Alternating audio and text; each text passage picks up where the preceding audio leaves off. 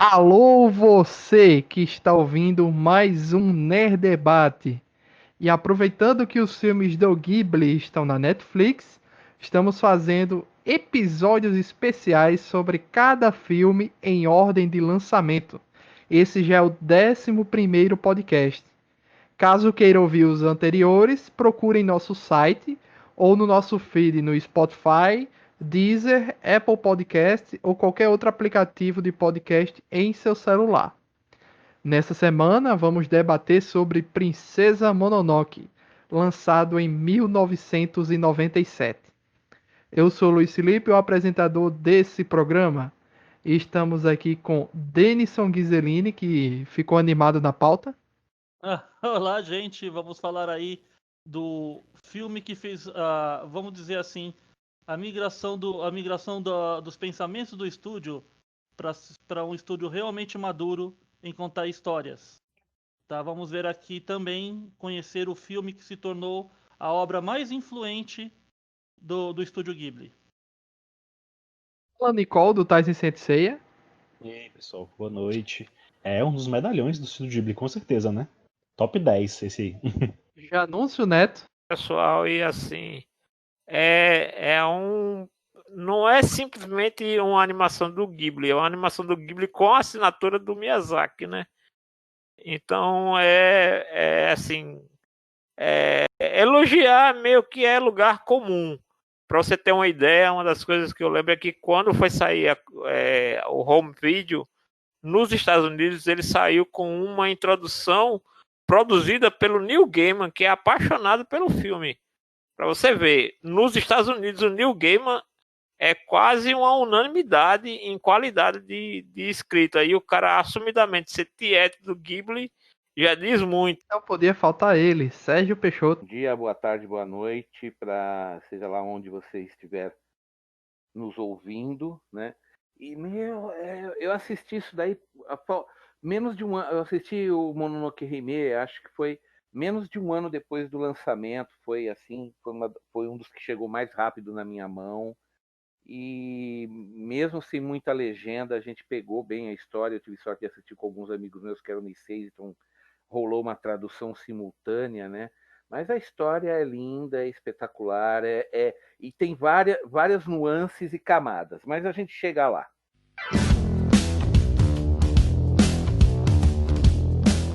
Muito bem, Felipe Greco, vamos falar do nosso parceiro Promobit? Mas Luiz, o que é o Promobit? É uma grande comunidade de pessoas reais que encontram e compartilham as melhores ofertas da internet. Sério? Não é possível.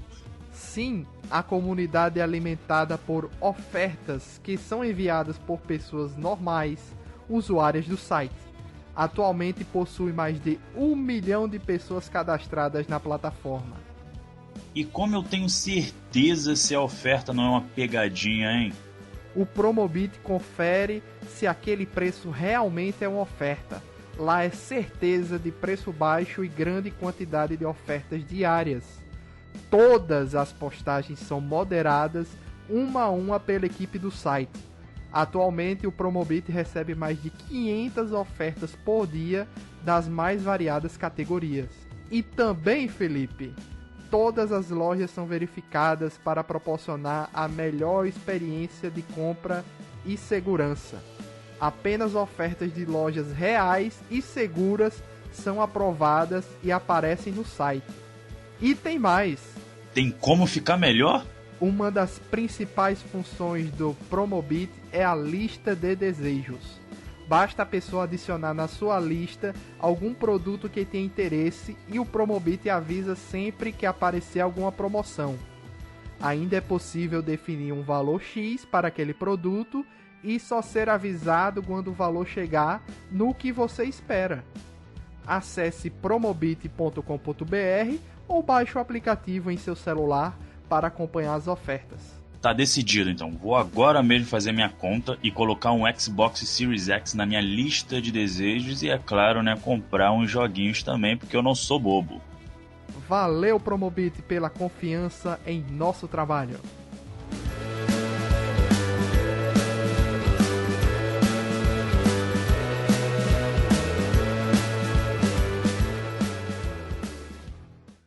antes de a gente entrar no debate em si do filme e das referências, né, históricas e geográficas da época e tudo, tem um debate aqui que a gente comentou aqui. Cada um assistiu ou legendado ou assistiu dublado.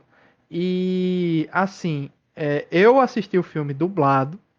Só que ali nos primeiros, sei lá, 20 minutos, 30 minutos do filme, eu me incomodei muito com a dublagem. Tinha algo que estava me incomodando muito. E eu resolvi colocar a legenda. E meu Deus do céu, os caras, muitos termos importantes, eles adaptaram de uma forma que eu achei que perdeu muito do filme. Foi Denison que reclamou da. Mas Denison reclamou da legenda, não foi, Denison? Sim, porque eu insisti em assistir primeiro só a versão legendada. Só hoje à tarde que eu fui reassistir dublado, mas nossa, ambos têm problemas.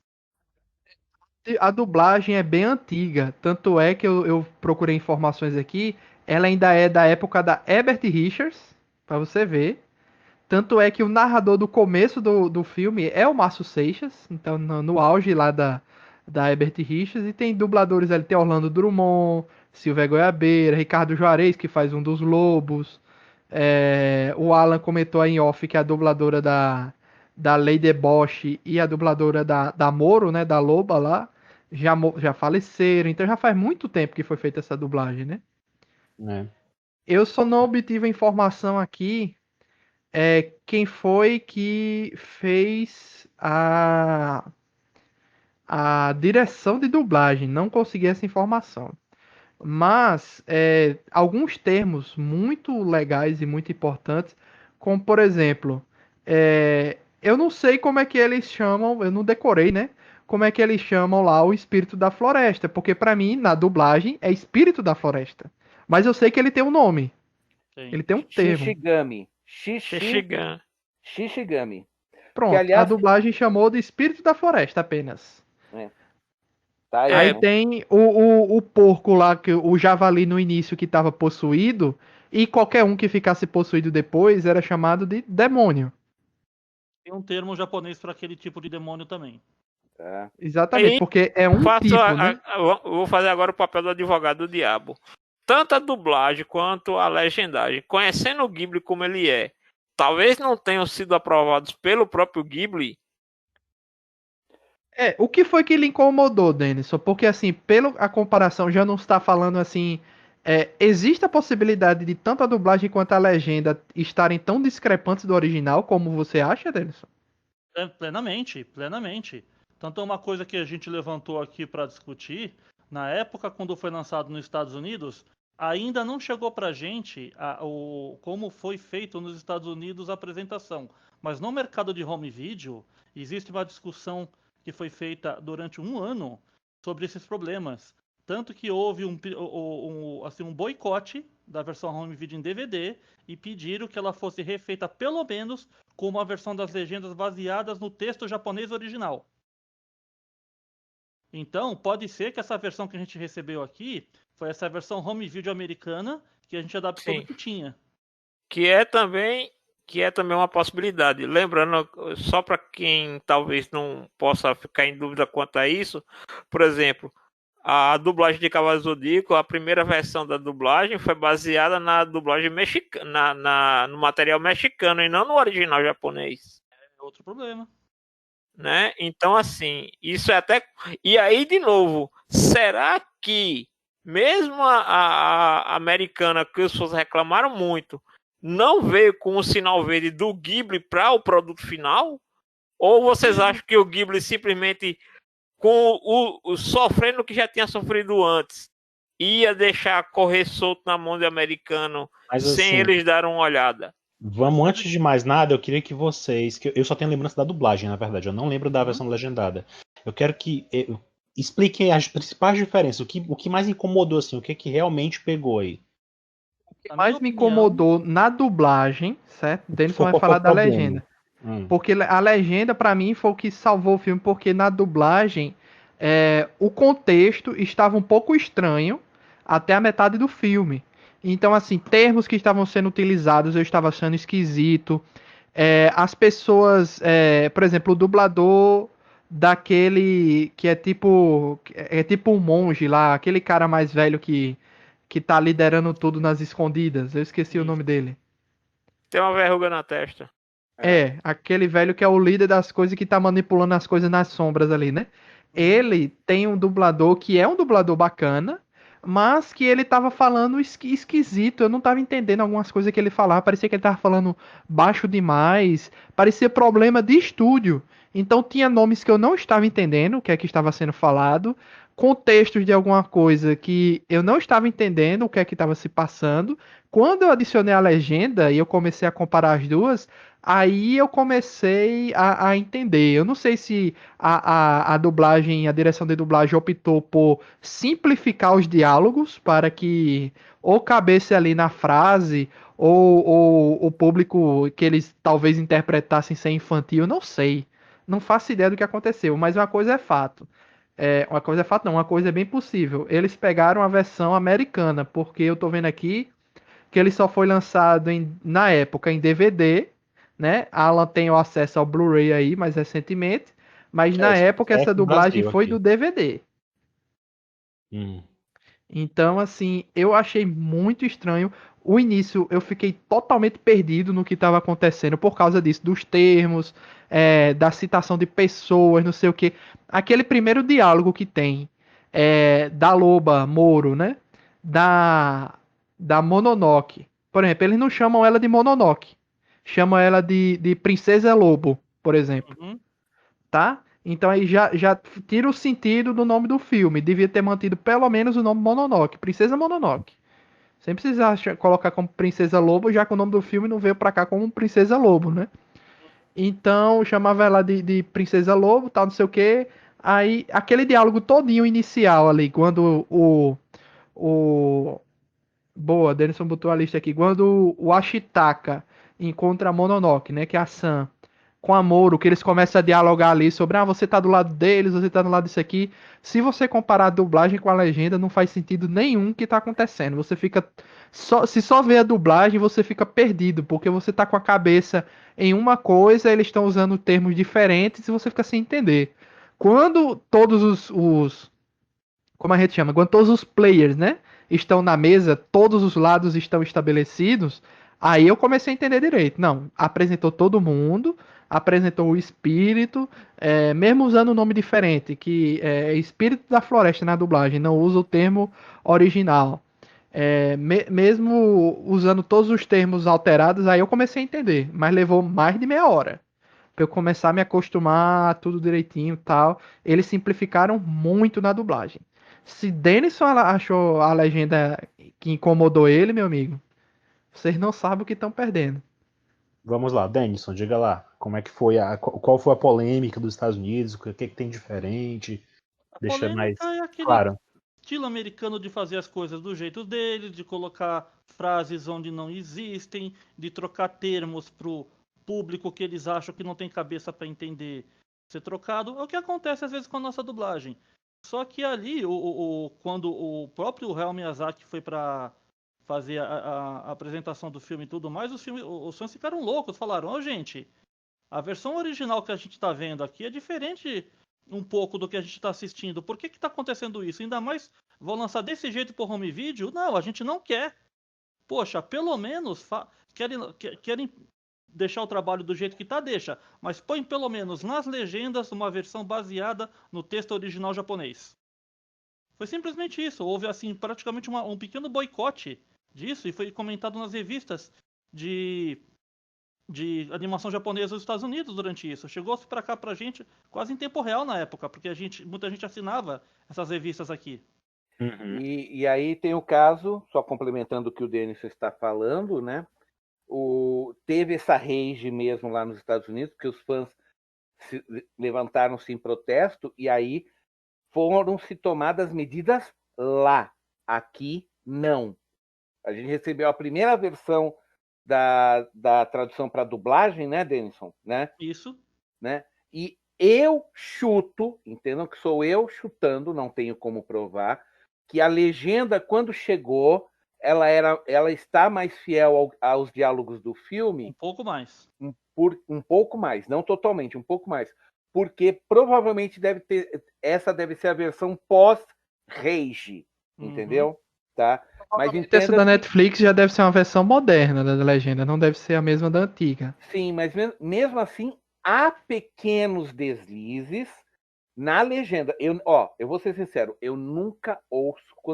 Quando é dublado, salvo exceções, tipo um filme que eu já conheço muito bem, que eu já vi em japonês várias vezes, aí eu me dou ao luxo de ouvir dublado. Tá? Não que eu não goste da dublagem brasileira, ela é uma das melhores do mundo, isso já está cansado de ser comprovado. Mas eu gosto de ouvir no original em japonês para pegar todas as nuances da história. Há coisas que se perdem na tradução.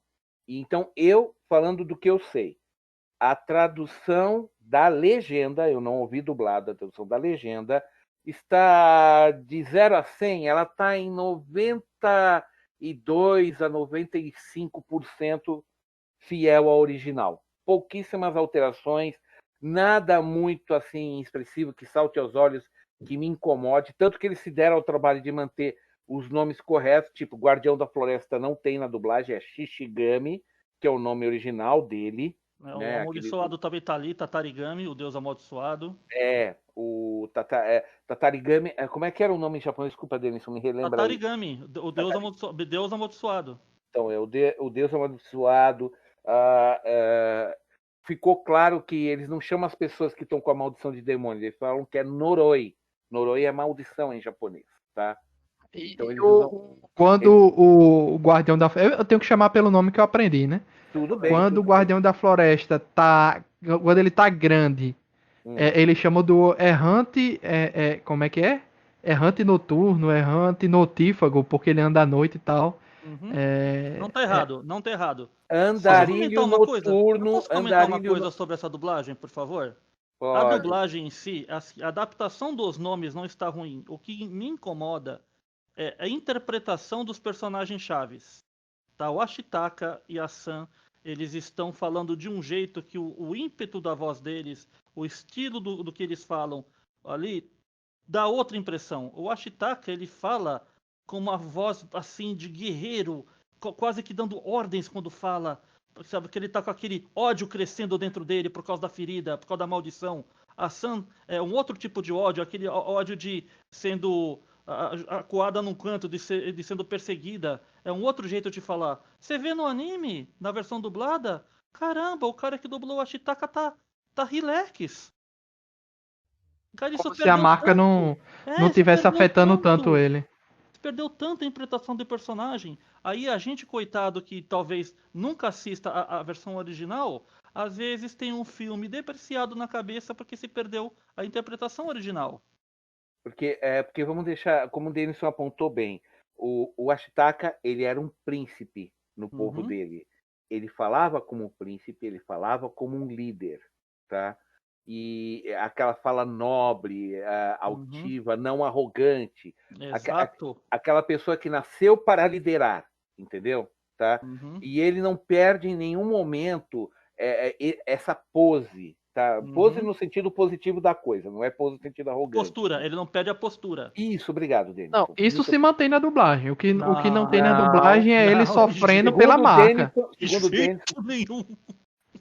olha, ele é muito político, Denis, é muito polido, ele não é agressivo e tal. Tudo só bem, quando a marca ele não tem ímpeto nenhum na voz. Ele é totalmente recatado quando fala. É só nas cenas de ação que ele tem um jeito diferenciado de falar. Luiz, eu vou te dar um exemplo prático. Lembra naquela hora que a mão direita dele queria sacar a espada para matar? Nossa, aquilo doeu. Ele segurando. A mão direita querendo sacar e a esquerda segurando, tá? Sim.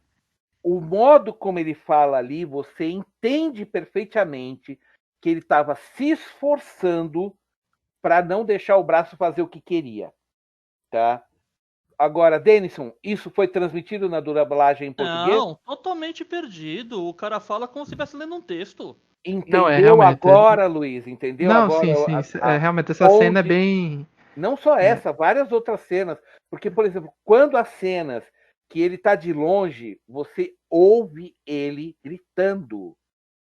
ele fala Ele gritando. eleva a voz. Ele não Ele grita, eleva. ele eleva a voz. É incrível. Tá?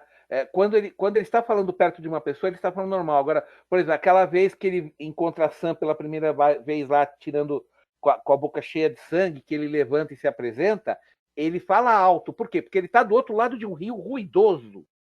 Tá? O rio está cheio por causa da chuva, tem um barulhão. E ele fala para cobrir o som do rio.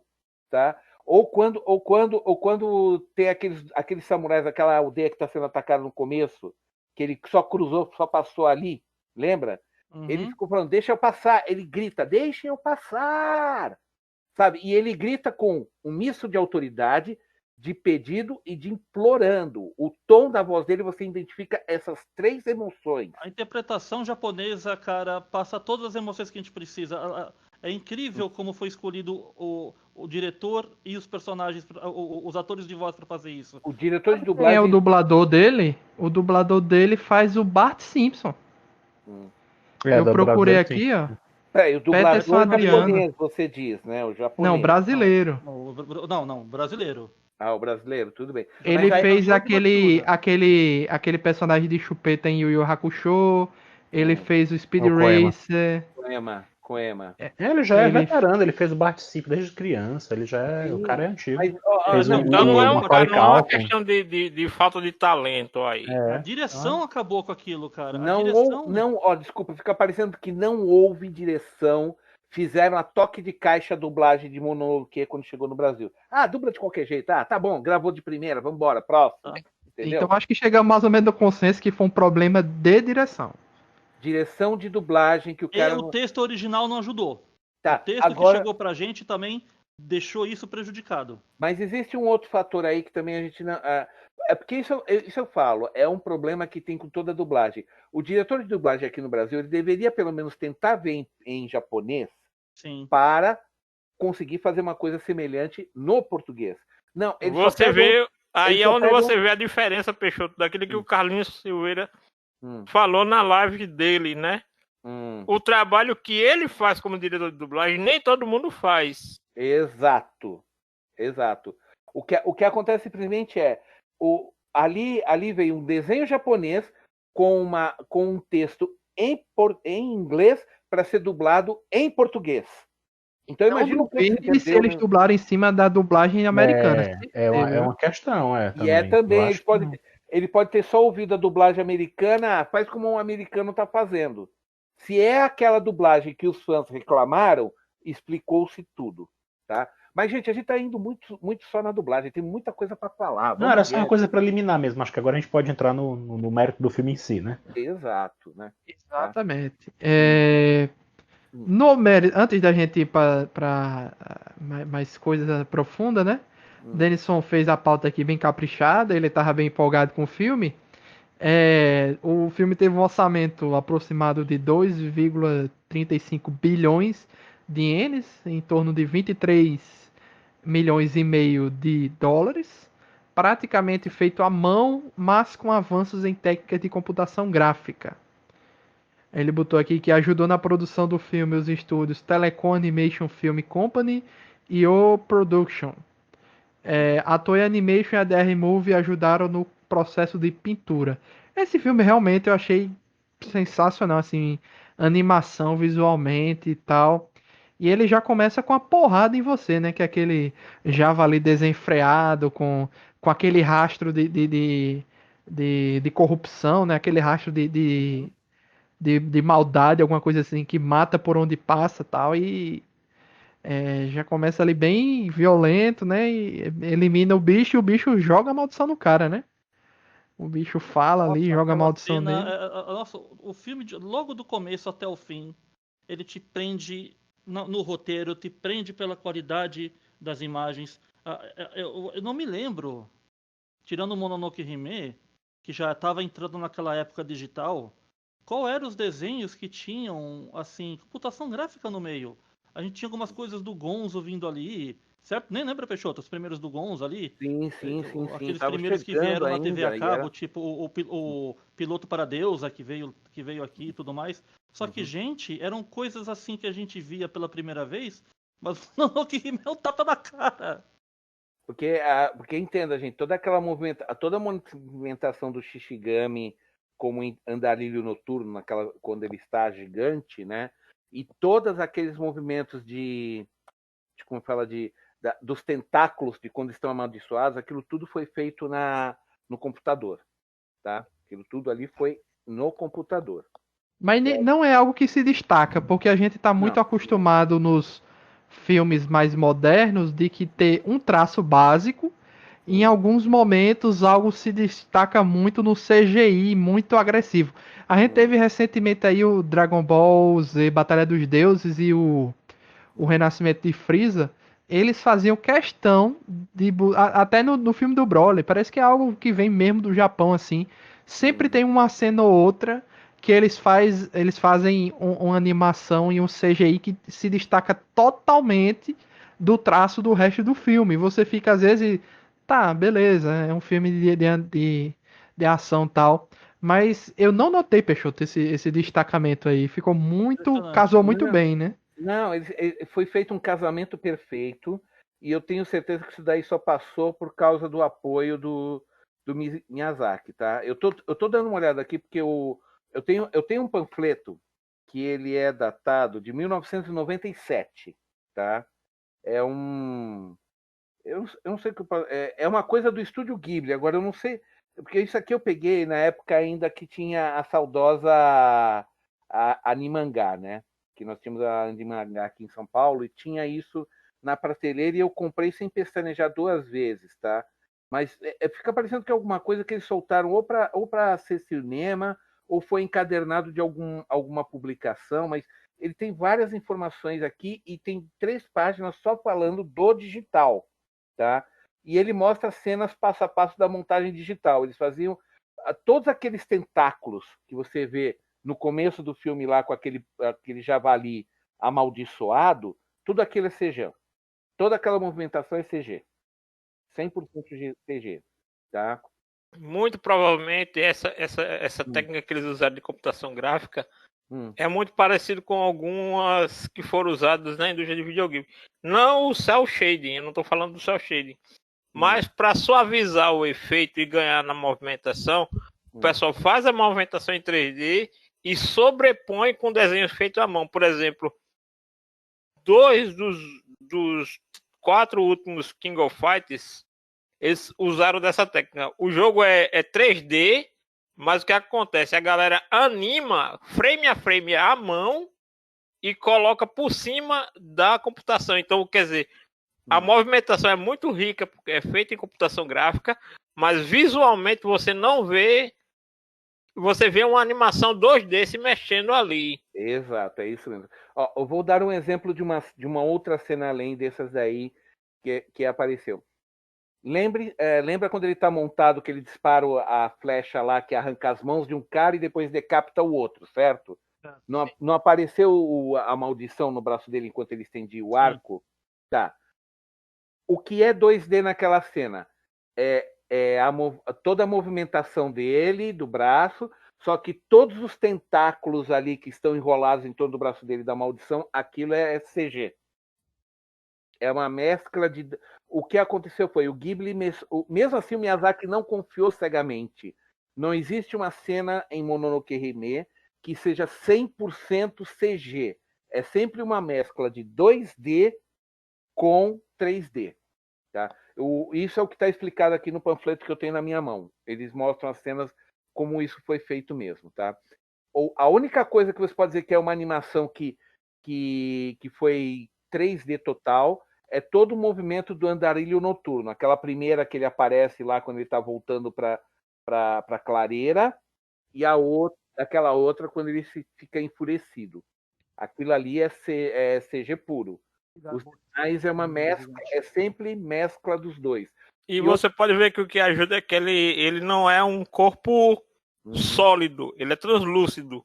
Sim. Isso ajuda também a, vamos dizer assim, entre aspas, esconder o computação gráfica. Exato, é porque, além do mais, a gente tem que lembrar que em 1997, há 23 anos atrás, a gente não tinha os computadores de hoje, né? Não dava para fazer. Então, digamos o seguinte, eles fizeram o melhor que se podia com equipamento disponível na época, tá? Que já permitia, porque em 97 a gente já tinha Não, 94, né? 94 a gente já tinha o PlayStation, não é?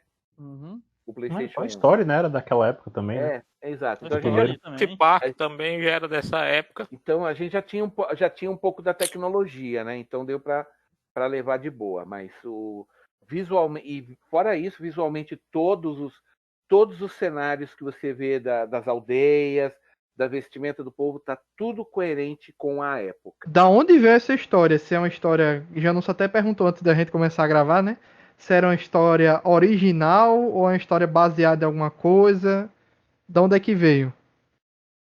Olha, para começo de conversa, no final dos anos 70, lembre-se, o Miyazaki adora fazer desenhos assim, ele tem uma ideia, ele bota no papel, certo? A gente já sabe que ele é assim, principalmente quando é avião. Mas no final dos anos 70, o Miyazaki tinha feito uns esquetes de um filme sobre uma princesa vivendo nas florestas com uma besta, montando um animal, tá?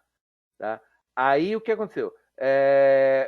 Só que o roteiro final, o Miyazaki mesmo começou a fazer em agosto de 94. Quer dizer, então entenda que ele começou a fazer, digamos assim, ele começou a rascunhar isso em 77, entre 77 e 79, só que 15 anos depois é que ele conseguiu fechar a ideia e fazer Mononoke. Basicamente, só dizendo assim, a origem já é um tanto antiga, entendeu? Ele tinha uma ideia na cabeça que ele foi polindo, até chegar onde a gente conheceu, tá? Denison, você tem algo mais a completar? Eu coloquei na pauta para vocês verem. Tem aí um livro, que é o Princess Mononoke, que foi lançado nos Estados Unidos como The First Story, que mostra esse conto de um Mononoke, né, de uma criatura da natureza, que se apaixona pela filha de um guerreiro que ele ajudou e, digamos que ele tenta ficar com ela nessa história. É um bicho, tipo um gato, ele até lembra o Totoro, se você olhar de longe, né? Foi lançado nos Estados Unidos. Gatônibus. É um gatônibus, é verdade. Tá? Mas a parte do roteiro, basicamente, como o Peixoto diz, ela já era uma meta-história, uma proto-história da época que ele estava tentando vender os filmes dele. E entre essas histórias tem uma chamada, acho que o Peixoto talvez tenha mais conhecimento dessa aí, A Jornada de Shuna, que foi um dos livros que ele lançou daqueles contos avulsos dele. Então, o Princesa Mononoke é um misto dessas ideias do Jornada de Shuna, com essa desse gato aí com a princesa, junto com essa ideia de querer fazer uma história do Japão antigo, só que sem ficar preso às histórias oficiais do Japão medieval. Ele tentou pegar ali um meio termo do século XIV, do ano 1400, lá mais ou menos dessa época, ou do período Junon, não, desculpa, do período Muromachi, do Japão, e fez uma história mesclando os três grandes povos japoneses da época, que era os Ainus, os Enishi, e esses novos japoneses imperiais. Então você vê ali um confronto dessas tribos, onde os imperiais que são militarizados estão empurrando todos os outros para o norte. O Peixoto havia comentado que entre os encadernados que ele tem um mapa oficial que mostra onde estaria a vila do Ashitaka. Ela está bem ao extremo norte, certo, Peixoto? Quase em Hokkaido. Quase em Hokkaido. Quase em Hokkaido. E quem se lembra um pouco da história japonesa? E só um detalhe para complementar, né? Os Emishi, que é este povo, eles dizem que eram um tipo de... que eles eram Ainus. Não eram Ainus, eles eram um povo à parte. Os Ainus ficavam em Hokkaido mesmo, tá? Os Emishi, eles foram literalmente quase que... Por volta da época da história da Princesa Mononoke, que é por volta de 1400, eles já estavam praticamente extintos como etnia.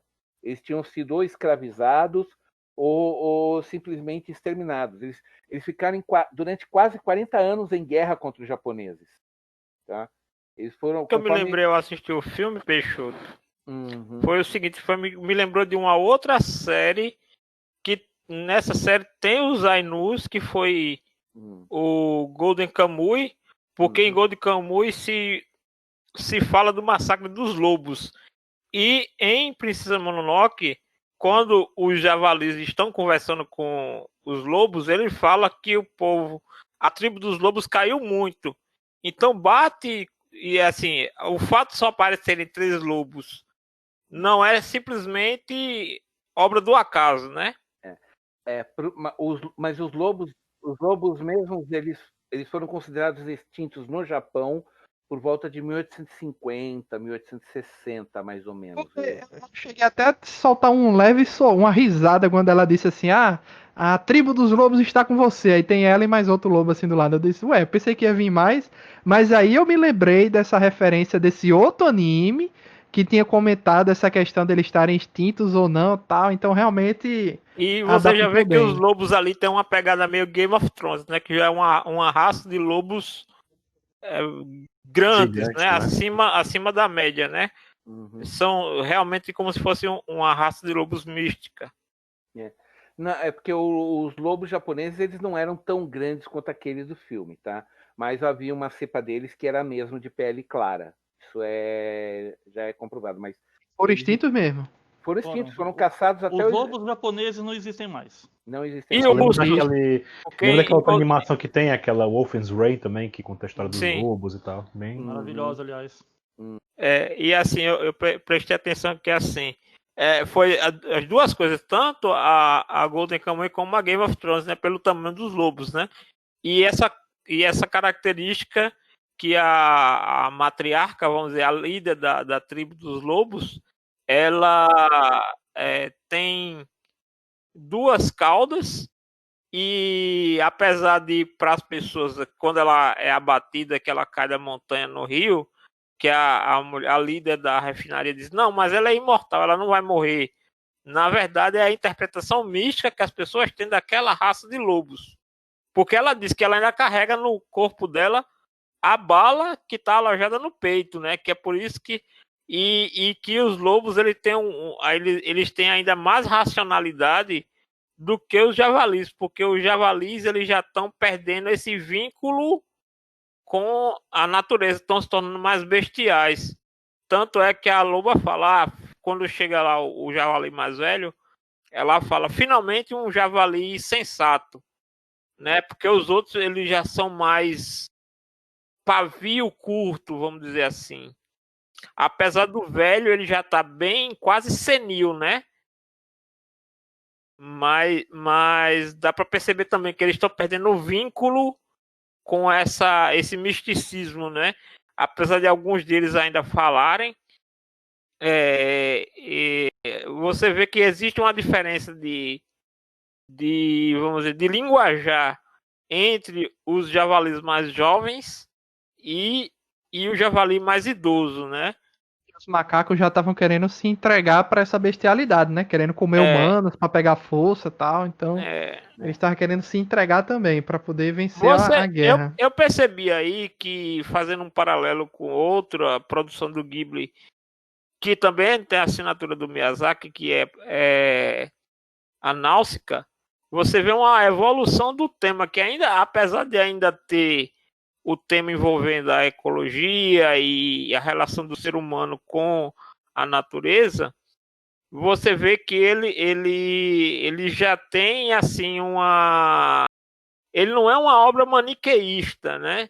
Ele coloca justamente aquele protagonista num meio termo muito muito complexo, porque ao mesmo tempo que ele mesmo diz, eu tenho uma dívida com esses homens, ele tem uma dívida com aquela galera da refinaria, e ao mesmo tempo ele não pode simplesmente deixar aquelas pessoas fazer o que elas bem entendem. Ele é meio que o fiel de uma balança que toda hora fica pendendo de um lado para o outro. O que eu acho interessante nesse filme é porque são muitos pontos de vista e até um vídeo que Denison mandou aí fala muito bem isso, né? Que é um vídeo que mostra como o Zelda The Breath of the Wild foi bastante inspirado em Mononoke, né? Não só em Mononoke, mas foi a grande referência visual.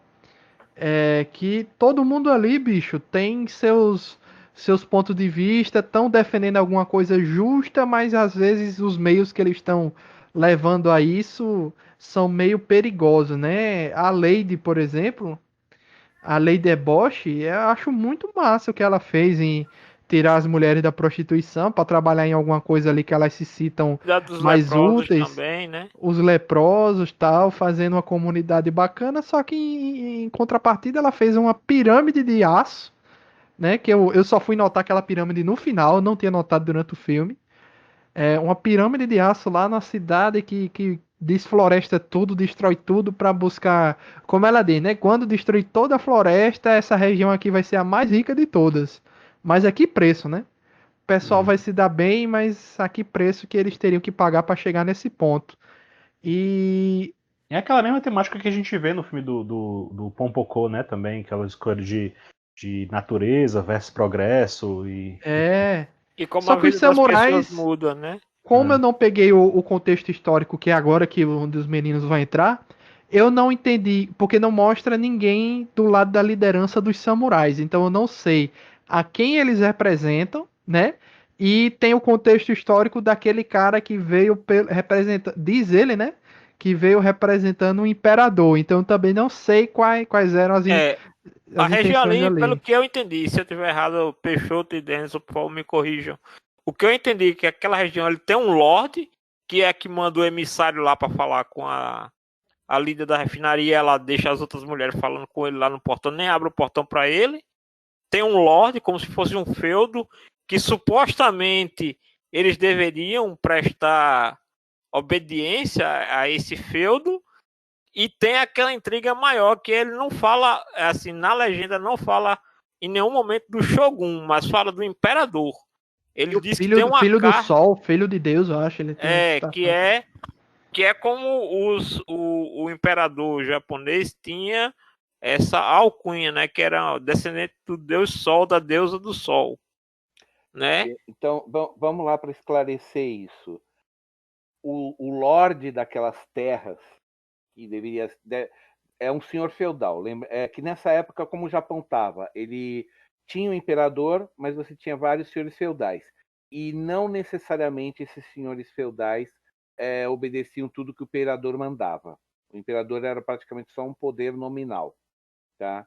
O que acontece é, esse Lorde Asano porque queria conquistar aquela aldeia para ter acesso à refinaria para ele, queria para ele. Tanto que ele estava querendo cobrar como tributo metade de todo o aço que eles produzissem, né? E como ela recusou, ficava tendo aqueles combates, né? E aquela população não era fiel ao Lorde Feudal, era fiel à líder da refinaria, né? Que Exato. também é um outro contraste, né? Uma mulher liderando uma comunidade.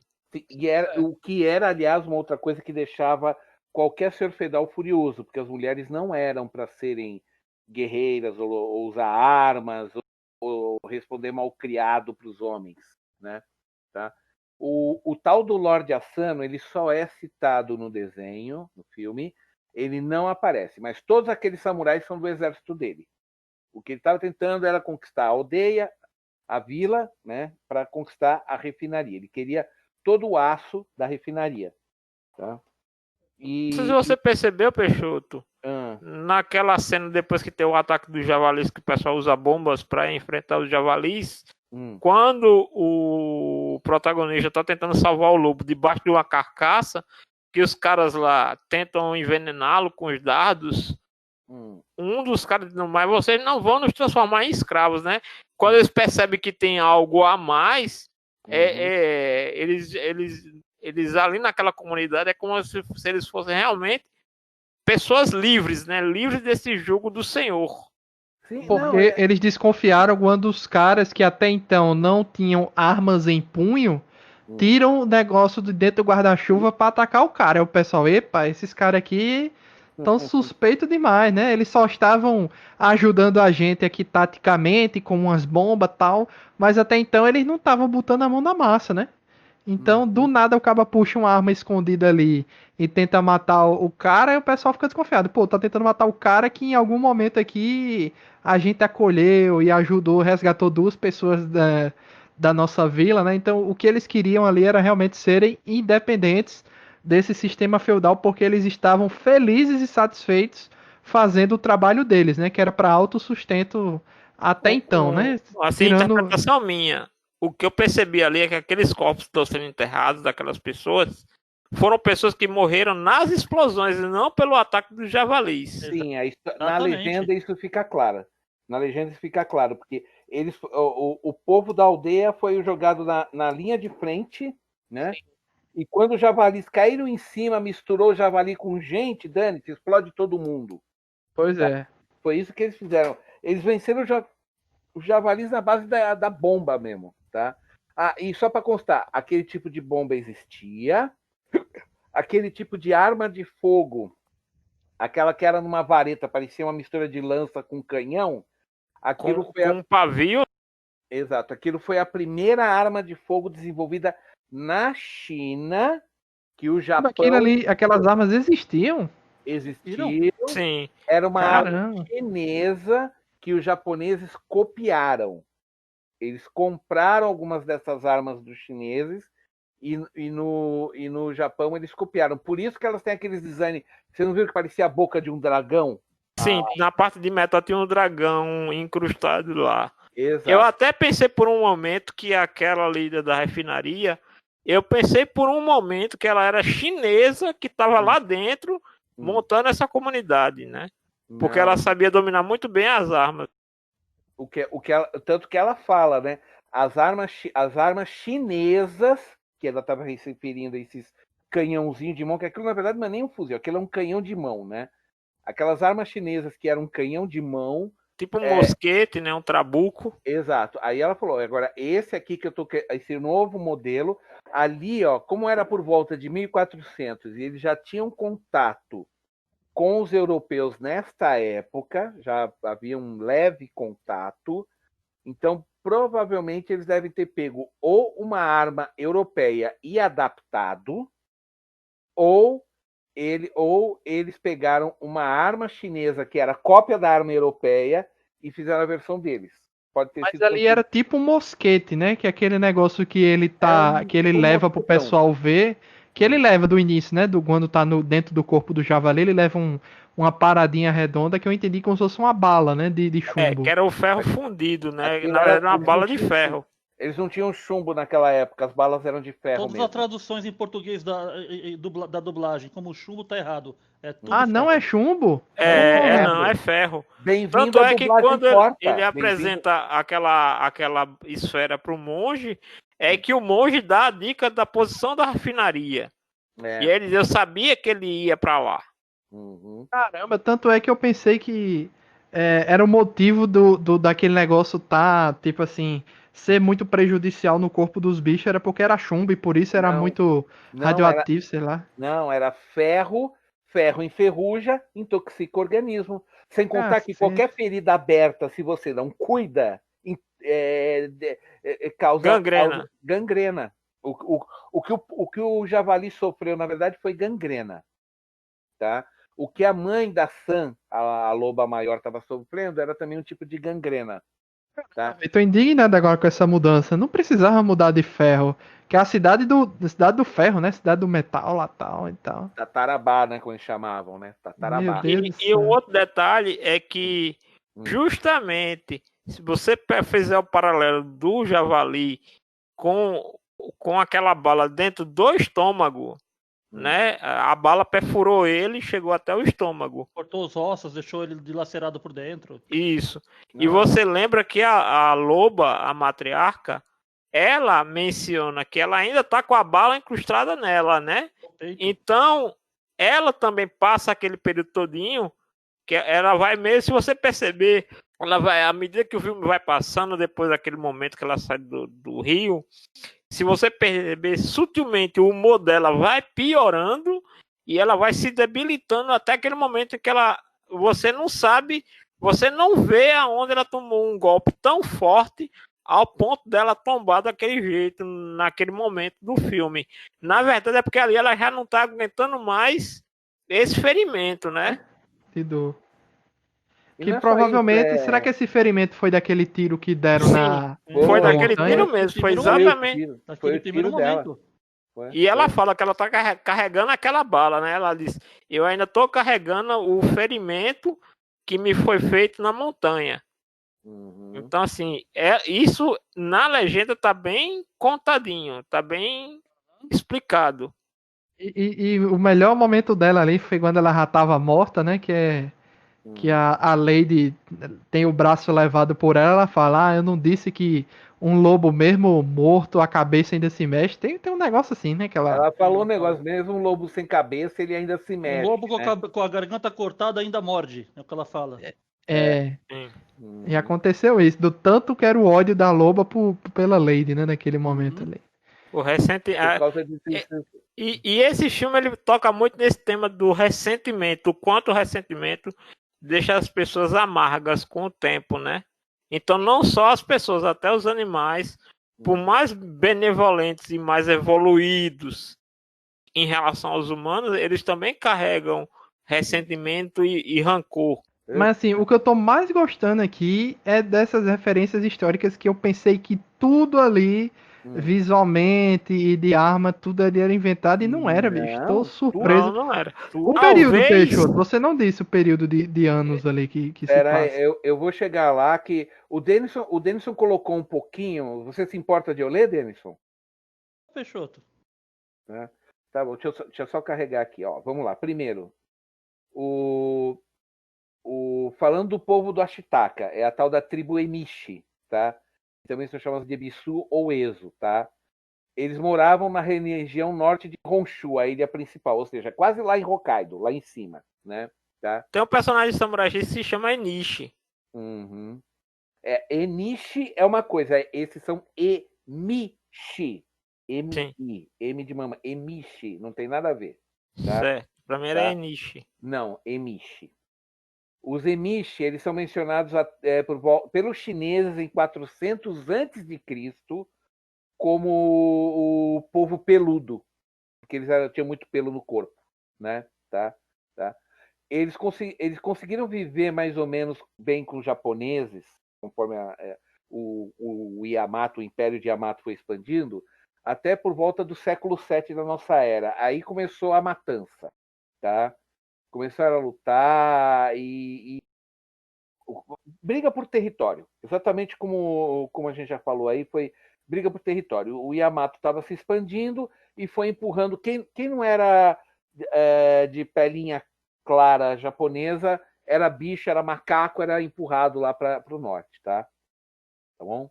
E a vila que a gente vê no filme seria a última dos Emishi que ainda existe. Seria a última deles, assim, a última deles como povo livre, entenda-se, tá?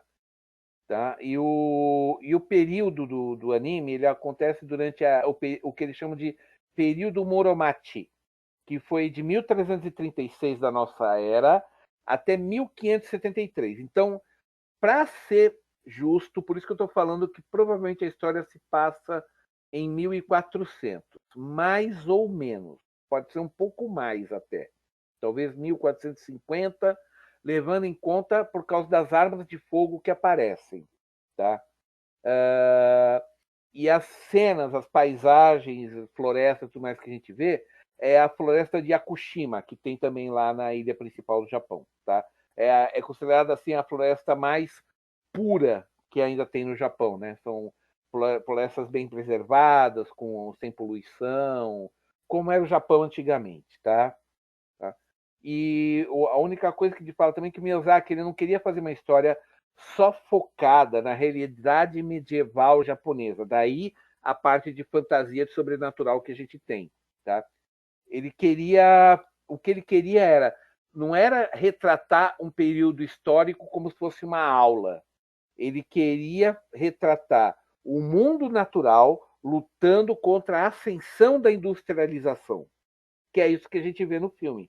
Tá? Porque no momento em que o homem dominou o metal e começou a fazer máquinas, engrenagens e armas de fogo, é quando você pode falar que você tem uma indústria. Começam a surgir as primeiras indústrias primitivas. Tá? Entendi. E ele imaginou também uma mistura de conflitos e interesses entre três povos que você pode chamar de proto-japoneses, que são os Jomon. Tá? Os Jomon seria mais ou menos o pessoal da Vila de Ferro, tá? Da aldeia. Tá? Os Yamato, que são os japoneses atuais, que assim, sobressaíram, conquistaram todo mundo, né? E os Emishi, que acabaram sendo extintos como etnia, tá? E se tornaram escravos, ou acabaram mesclando com os japoneses e se perdeu. Se perdeu toda a cultura Esse dele. terceiro aí, a participação é só de um personagem não tá bem lutando pelo interesse do povo dele, e sim para resolver aquela situação ali, porque Da aquela maldição que situação ele tava tem. tão grave que tava afetando o povo dele lá longe, né? Exato, porque ó onde o porco foi parar, né? Se você for pensar, né? Porque a aldeia de Tatara, desculpa, a aldeia da refinaria de, de aço, ela fica ao sul da ilha principal do Japão, enquanto eles estavam no norte. Olha o quanto esse javali correu enlouquecido até chegar na aldeia do Ashitaka. Destruindo tudo, levando morte e tal. Nossa, ele fez uma praga, né? Então, o que aconteceu foi isso daí, tá? E aí, como o Denison já explicou, né? O filme tem origens numa obra chamada A Jornada de Shuna, que era uma criação do próprio Miyazaki, que era essa da garota e tudo mais que eu já expliquei, né? Tá? Só que o que ele fez, ele deu um upgrade na história, deu um contexto, um cenário histórico, quer dizer, ambientou tudo num local e tempo e misturando ao mesmo tempo todos os mitos que os japoneses tinham na época, tá?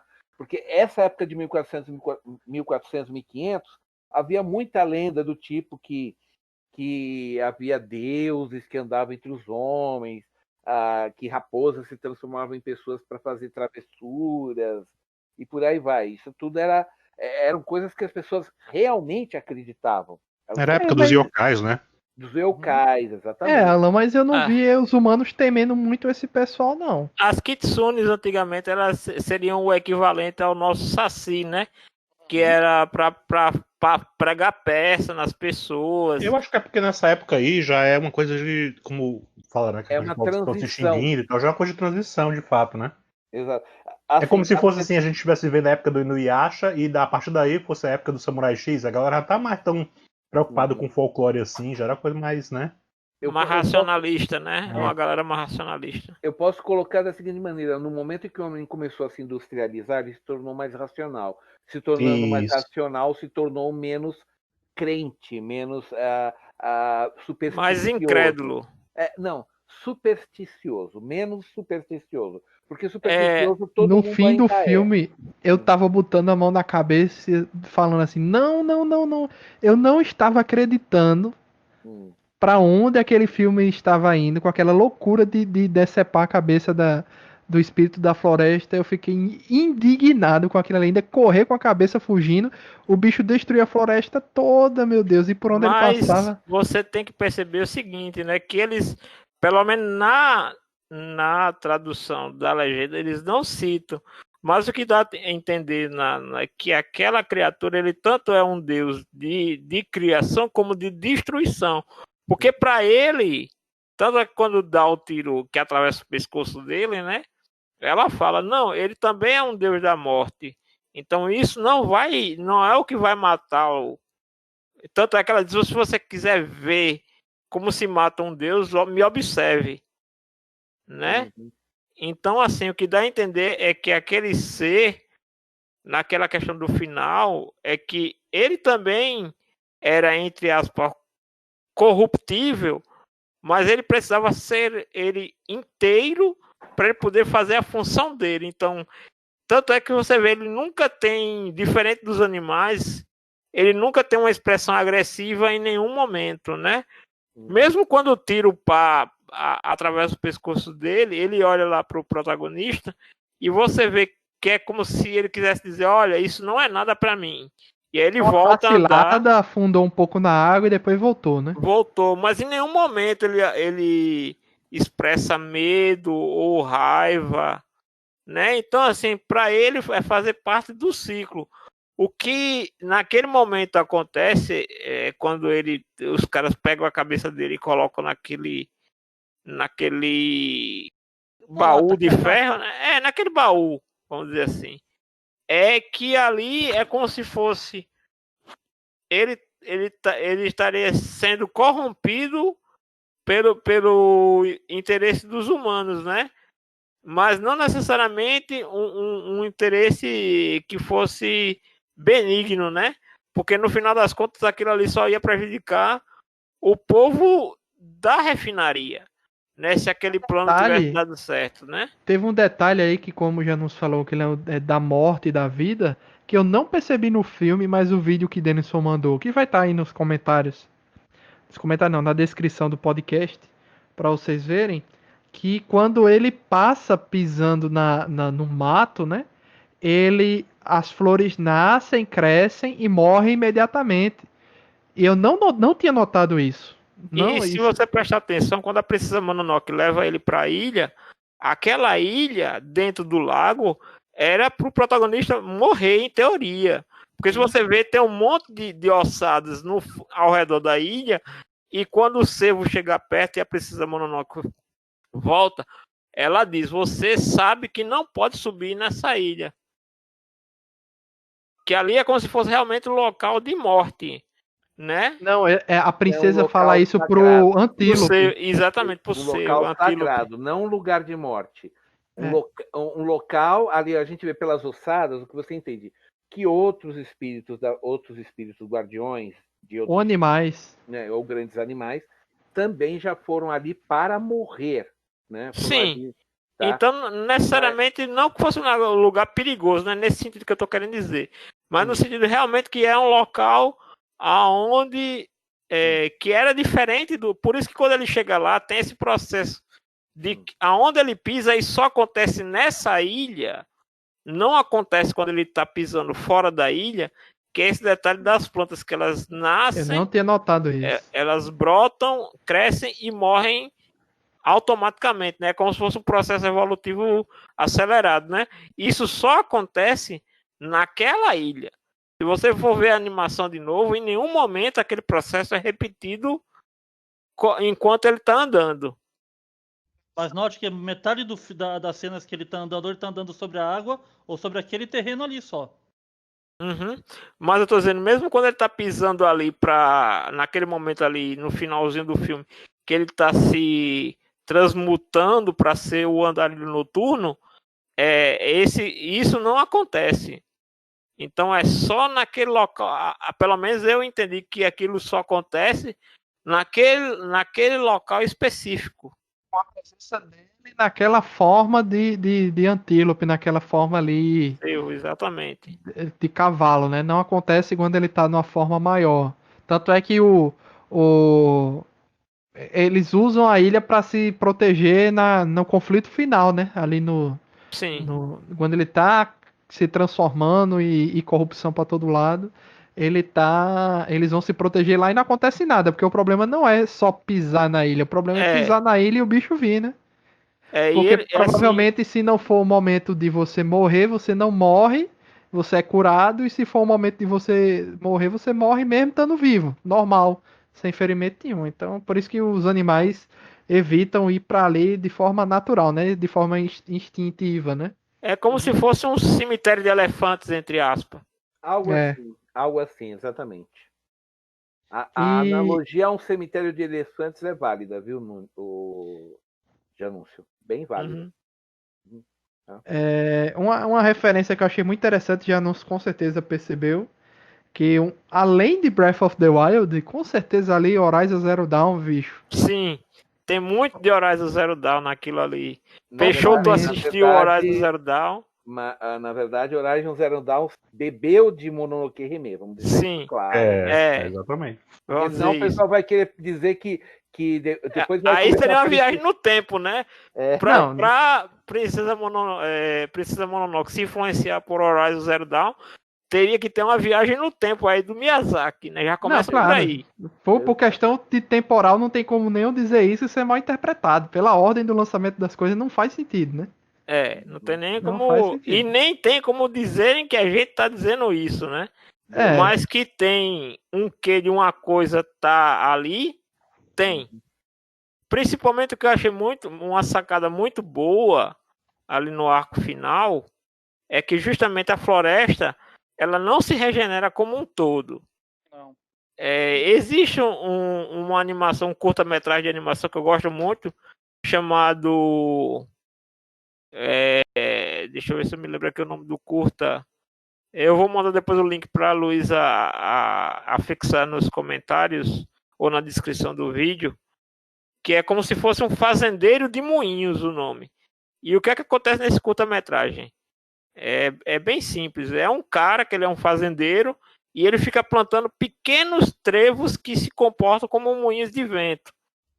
Aí vem uma grande tempestade, destrói tudo, destrói toda a plantação dele, e quando ele se refugia na fazenda, e quando ele sai da fazenda, sem perceber, ele viu que, na verdade, aquela tempestade não veio para destruir o trabalho dele, mas sim para colocar todas as sementes, e quando ele olha no horizonte, todas as montanhas estão cheias desses trevos que são moinhos de vento, entendeu?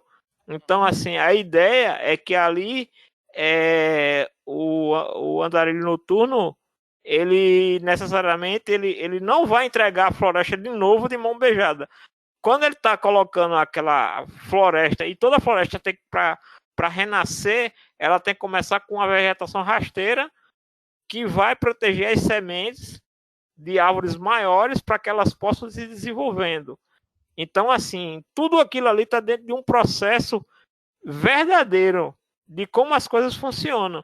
Então, tem que ter aquela vegetação um pouco mais alta, que é ali onde os animais, no caso, no que a gente veria no filme, seriam os macacos plantariam as árvores, né, que é meio como fosse o trabalho dos macacos, né? Uhum. Porque se você plantar Entender também que o bicho não morreu mesmo, né? Assim que é como isso. se fosse impossível realmente, apesar da luz do sol, não matou ele, mas assim, se a luz do sol tivesse aparecido antes dele recuperar a cabeça, não teria recuperado a natureza ao redor, né? Teria ficado por isso que era mesmo. o desespero dele para conseguir a cabeça de volta. Né? E como ele morreu com a cabeça, pode ser que em algum momento ele retorne, talvez em outra forma. Talvez ele não retorne, mas fique por ali na floresta, vivendo nas árvores e tal. E também era uma ideia que aquele povo vai reconstruir respeitar aquela refinaria, mas vai entender que ela tem que é realmente o grande desejo do protagonista, que é que aquele povo aprenda a viver com a floresta.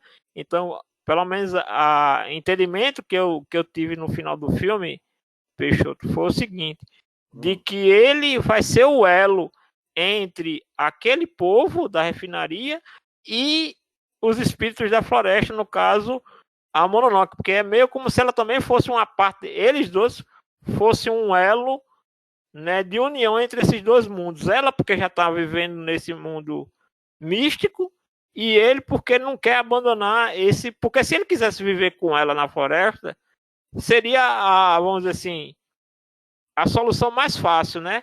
Ele abandonar aquele povo, ali tá tudo ali, então vou atrás do que é para mim. Não. Ele diz: "Não, a gente vai se ver outras vezes, mas eu não vou abandonar essas pessoas". Então, a todo momento tem outra diferença, porque na legenda tá "eu te amo", que ela fala pra ele, e na dublagem botaram "eu gosto de você". Não, ela fala "eu te amo", mas ela fala na legenda "eu te amo, mas eu odeio os humanos".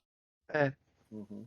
E na dublagem ela fala "eu gosto de você, mas eu odeio os humanos". Não sei por que resolveram. O caso no final é exatamente esse mesmo, gente. Desculpa, Luiz, eu te cortei, perdão. Não, foi isso mesmo. Tá. Então, o caso que acontece foi isso mesmo, viu, Janúncio? Agora, como a Lady disse, né? A aldeia foi destruída, eles vão reconstruí-la, né? Só que ela falou que vai fazer uma aldeia mais bonita ainda, né? Só que agora ele, é o seguinte, como ele não pode voltar para o povo dele, mesmo sem ter a maldição, né? Então ele ficou exilado, né? Ele foi exilado do povo dele, né? Ele foi exilado por causa da maldição. Então ele vai viver com o povo da aldeia, da Tatara, né? Da aldeia da usina. Mas ele perdeu, ele foi salvo mesmo da maldição, porque quando ele olhou na mão dele ali tinha uma manchinha ainda. Não, ele foi salvo, mas ele guarda a cicatriz, né? A cicatriz fosse uma lembrança pra ele, né? Vê se não esquece, viu? Cuidado. Ah, tá. Bem sacado isso aí, eu não... Ele foi salvo do rancor, porque ele carregava todo o ódio do javali, né, com ele. Por isso que toda vez que ele se exaltava mais, ou quando ele estava diante de uma situação de raiva, o ódio do javali começava a querer tomar conta dele, e aí talvez ele se tornasse aquela criatura também, né? Uhum. Ou uma criatura semelhante àquela. Então, assim, ele foi libertado do ódio, da maldição do javali, mas não do ferimento em si. Então, aquilo para ele fica como uma lembrança. Parece o Frodo levando o anel. É.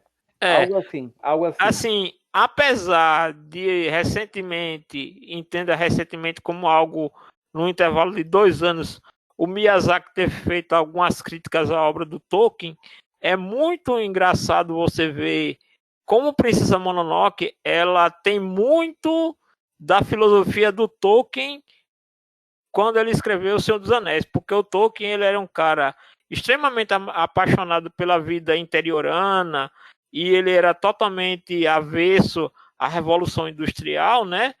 E como a mecanização do mundo estava tirando o espaço das florestas, que é tudo isso que a gente vê principalmente no livro As Duas Torres.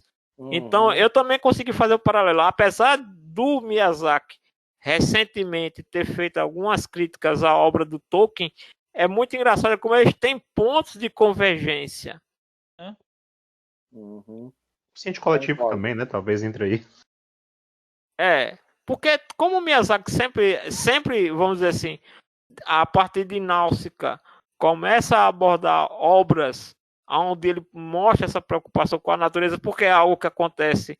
Imagine que Tolkien era na Inglaterra, que também fica numa ilha, e o Miyazaki no Japão, que é uma ilha, né? Então, a preocupação é que se aquilo se alastrasse demais, qual era a vida que as pessoas iam ter, né? A gente tem uma noção disso no primeiro filme, né? Do Miyazaki, na época pré-Ghibli, né? Que é Nausicaa. Você vê um futuro meio que onde isso aconteceu, né? Exato. E tem mais uma curiosidade aí, que é o do antílope vermelho. Ah, sim. Existia, mas não daquele tamanho. Nem com aquele chifre. Existia até o bicho? Caramba, foi extinto? Não, não, não. Mas não naquela escala. Entenda que esses animais eles estão aí numa escala mais mística. Eu conjurei no tempo errado, tá? É o seguinte, tecnicamente no Japão, isso daí eles chamam de antílope japonês. Ou, se você preferir, antílope cabra. Por que antílope cabra? Porque escalas morro e áreas com muita pedra que nem uma cabra, tá? E o Japão é muito acidentado. Ele é bem bonitinho, bem fofinho. Tá? Não, aqui ó, eu deixei um textinho aqui falando rápido sobre os. Deixa eu ver, deixa eu só ver aqui. Ó, na verdade, tecnicamente, eles chamam de Serou. Serou, com Ws, tá? Esse é o nome americano, tá? Os japoneses eles chamam, seria como cervo de pelo grosso, ou antílope. Eu imaginei que ele era uma espécie de cervo. Exato. Mas eu entendo porque o Luiz fala de antílope, porque o chifre dele, a galha do chifre dele, lembra de um antílope. Exato. Só que, fala antílope na dublagem, eu não sei na legenda. Na dublagem, na legenda não. Na legenda está como antílope. Eles usam cervo. Cervo, né? Então, o fato de qualquer forma é o seguinte: primeiro, os chifres são extremamente curtos, como se fosse de cabra, tá? Ele é encontrado em densas florestas do Japão, principalmente no norte, né? Ou seja, está totalmente coerente, porque onde ficava a aldeia do Ashitaka? Ao norte da ilha de Honshu. A ilha de Honshu é onde fica Tóquio, Osaka, é aquela ilha principal do Japão, tá? A maior, tá? O animal é visto como um símbolo nacional do Japão e está sujeito à proteção em áreas de conservação, tá? Ele tem uma grande reputação no Japão por sua velocidade e agilidade. Atletas superiores são comparados ao Serou, tá? Pois é conhecido não apenas pela agilidade, mas também pela capacidade de correr. A Yamaha Motor Company comercializou uma motocicleta, a XT225, chamada Yamaha Serou, tá? E obviamente eles estão citando no texto que eu peguei aqui que o personagem título do filme de Mononoke O cara confundiu porque ele quis dizer que o personagem título é que usa o Serou. Não é, né? Porque o rapaz ele não é o personagem principal. A Princesa Mononoke é a San, né? Tá? Mas enfim, um dos protagonistas Personagem título como personagem principal, não? usa uma. Aqui, vamos lá. Usa uma criatura parecida com o Serou como montaria. Em japonês, existe uma palavra chamada otiru, que você pode significar que você caiu ou que você foi reprovado no exame. Você caiu, entendeu? Tá? Então, é costume que os vestibulandos comprem amuletos com a marca de uma pegada desse antídoto, desse Serou, na esperança que os ajude a passar nos exames sem otiru, sem cair. Né? Então ele tem tudo isso daí. Agora, o lobo japonês propriamente, ele é uma raça extinta, tá? Eu tinha aberto aqui uma página sobre isso, mas eu não estou com ela mais aberta aqui agora. Eu geralmente gosto de imaginar que esses animais, vamos dizer assim, fora de escala, eles são um tipo de titanofauna fantasiosa. Sim, exatamente. Tá? Né? Eu nem sei se esse termo existe, mas se não existe, quem inventou foi eu, titanofauna. Então, tudo que assim você imaginar um lobo fora de escala, ou tirando o caso de Game of Thrones, que parece que aquela raça de lobos realmente existiu em algum período da história. Da história da humanidade, né?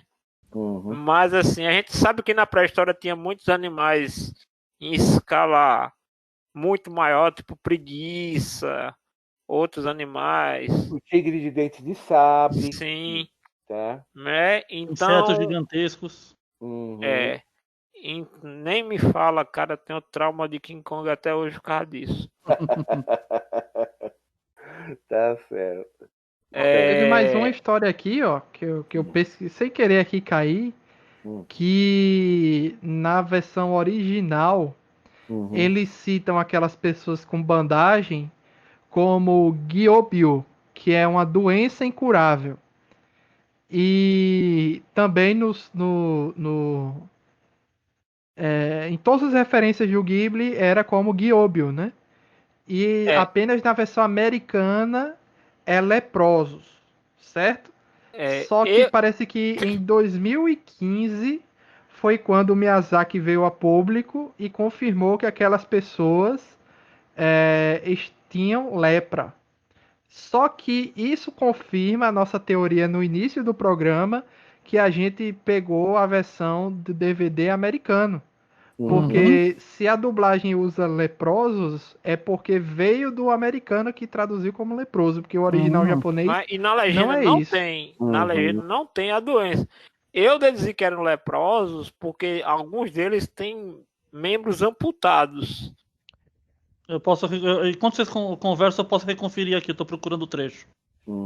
Na dublagem eles falam leproso mesmo. Tem aquele senhor que é o que fala com o príncipe. Ele tá deitado, não dá pra gente perceber, ele tá com a coberta, mas se eu não me engano, o cara que tá ao lado dele, ele não tem as pernas, mas como eles têm as mãos, e aí é como se aquela área ali fosse... Por que ela fala que é um jardim secreto? Né? Porque é meio como onde aquela mulher dá um pouco mais de qualidade de vida para aquela galera. E você vê que tem guardas por todo o local. Então é realmente não só porque eles tinham ali uma função especial, que era confeccionar os mosquetes, mas também para que, e se a gente for pegar historicamente, lepra sempre foi uma doença muito mal vista socialmente. Hanseníase, né? Doença de Hansen. Tanto e sabe por quê, Janúncio? Sabe por quê que ele botou no filme?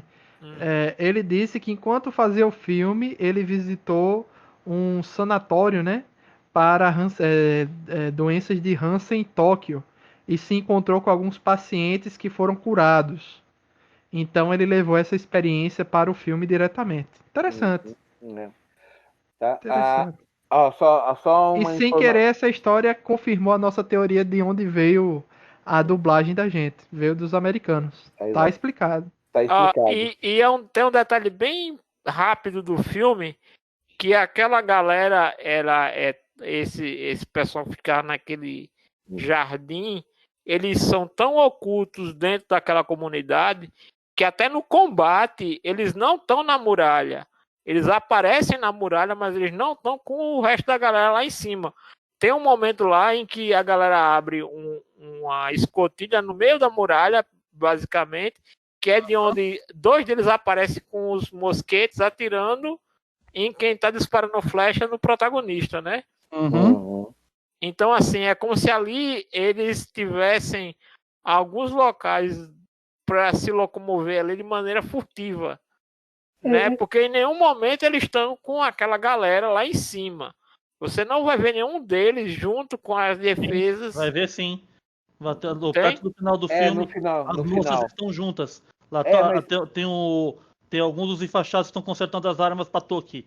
Aquela moça que aparece no começo do filme. Desculpa. E então, aquela agora mulher você agia. falou, me lembrei. Não, mas isso Aquela faz mulher, pra sentido mim, também. agia muito mais como uma líder do que a própria Lady, às vezes. Tá. Então, e só um complemento aqui, gente, no que eu estava pesquisando aqui dos lobos, tá? O último lobo que foi caçado e capturado no Japão data de 23 de janeiro de 1905. Tá? Ou seja, então bate totalmente com o que você está falando do Golden Kamuy, viu? Que os lobos estão sendo extintos, Janúncio, tá? Que o Golden Kamuy acontece um pouco depois da Guerra Sino-Japonesa. Então, Golden Kamuy se passa mais ou menos ali, era Meiji, período ali, dá para entender que é mais ou menos um período próximo ou o mesmo período do Samurai X, né? Que é como já tem aquela abolição de espadas. Não, é bem depois, já é nos anos 1900, que foi a Guerra Russo-Japonesa. Russo-japonesa, não é a sino-japonesa, não. E a russo-japonesa, se não me engano, foi de 1902 a 1904. E aí o último lobo foi morto em 1905. Então tá tudo casando, entendeu? Tá? Então agora só que eles falaram, era uma raça de lobos.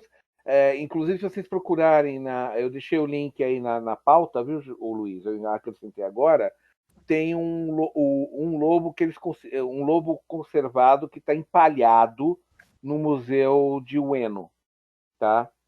É um dos poucos espécimes que mostrou, tá? Assim, e algumas ossadas que eles conservaram, fizeram exame de DNA e falaram que não tem nada a ver com o lobo da Sibéria, com o lobo da China, era uma espécie totalmente à parte. Era uma espécie totalmente à parte, que infelizmente foi caçada até a extinção, que obviamente era um animal que era meio... Os japoneses falavam que ele era muito agressivo. Pode ter sido isso também que culminou com a sua extinção, né? Assim, vamos pegar um exemplo parecido. Você nunca vai ver um fazendeiro norte-americano falar bem de coiote. Mas, na verdade, quem vivia naquela região antes? Era o coiote ou era o fazendeiro? O coiote. Então é claro que aquele animal ele vai ser agressivo para quem está invadindo o território dele, né? Então assim é muito fácil a galera que exterminou com uma determinada raça dizer, e isso infelizmente não é uma particularidade que aconteceu no Japão. Na Austrália também aconteceu muito disso, né? Todo. Você vê muitas comparações do mesmo jeito que o povo Ainu sofreu na mão dos japoneses, os aborígenes que ainda existem também tem todo um histórico de perseguição, preconceito. Então, muito semelhante isso na Austrália, né? A diferença que faz no mundo é assim, o quão rápido, né? Ou então assim, o quão rápido teve algum grupo que se dispôs a conservar, né, vindo do governo, algo assim, a conservar alguns animais, a proteger alguns animais para eles não serem extintos, ou o quão sorte deu o animal dele conseguir durar tanto tempo a ponto de ter algum grupo que se dispôs a preservar, porque eu acho que o fato do Japão ser uma ilha não foi favorável para com os lobos. Os ursos também foram extintos, porque dá a entender em Golden Kamuy que os ursos também, ou um determinado tipo de urso, tá se acabando, né? Lá. No Mononoke, aqueles espiões, tem uns que estão usando carcaça de urso. Apesar de Sim. não aparecer nenhum urso no filme, eles estão É. usando carcaça de urso. Pra andar na floresta, né? Escondidos e tal. Mas no caso o urso ainda sobreviveu porque, né, Denison, quando você ficou num hotel no Japão, o que é que tinha lá na porta de um hotel que era perto Um da montanha? sininho, porque se eu andasse no mato mesmo que de dia, era pra ficar fazendo barulho pra espantar os ursos. Que Ouviram? bom. Ouviram? Que O Denison, bom. eu acho que você até fotografou esse sininho, né, Denison? Sim, eu tenho foto dele.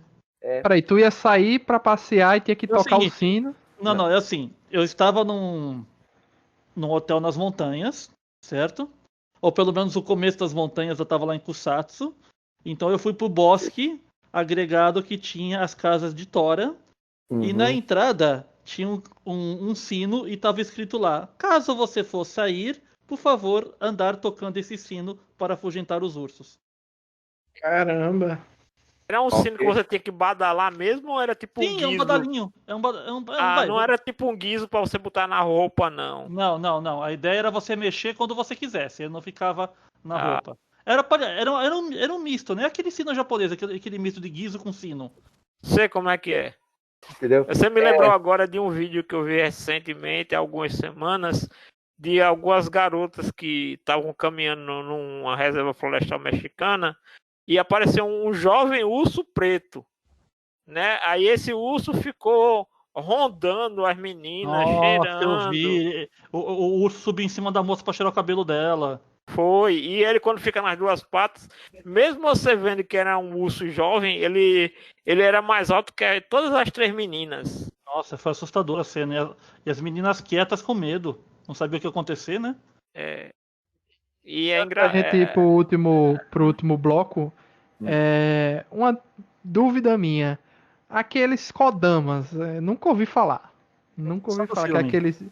aqueles Os Funko bichinhos Pop. espíritos Ficou que ficava girando a cabeça e Funko tal. Aqueles É os Funko Pop do Ghibli ali. Eles parecem, como realmente foi falado aqui do Breath of the Wild, né, do Zelda, ao longo do jogo você encontra vários bichinhos que são bem As parecidos. folhinhas, né? Com a As cabeça folhinhas. de folha.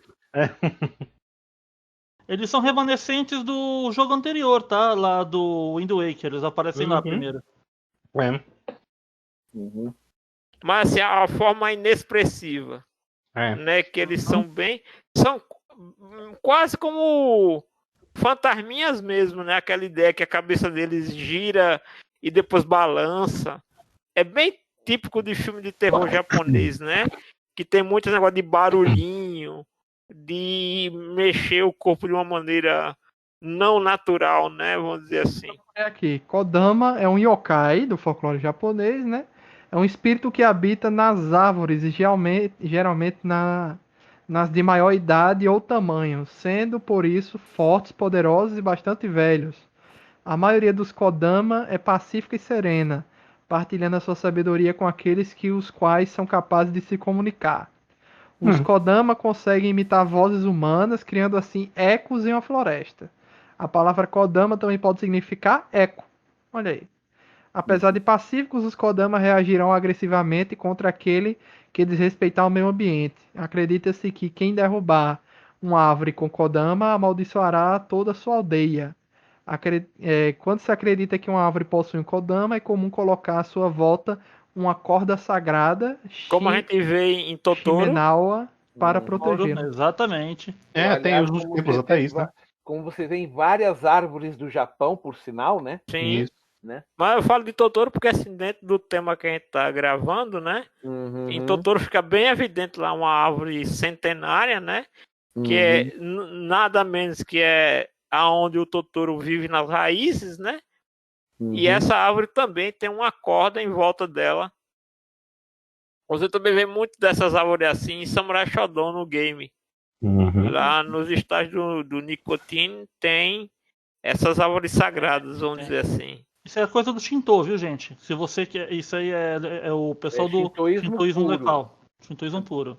Isso aí é shintoísmo raiz, sabe? Se Uhum. você quer usar a gíria que usa hoje em dia, é shintoísmo raiz, é o shintoísmo mais básico que tem da homem em harmonia com a natureza.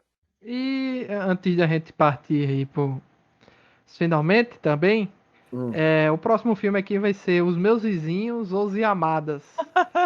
Eu muito quero bom ser esse um filme de humor.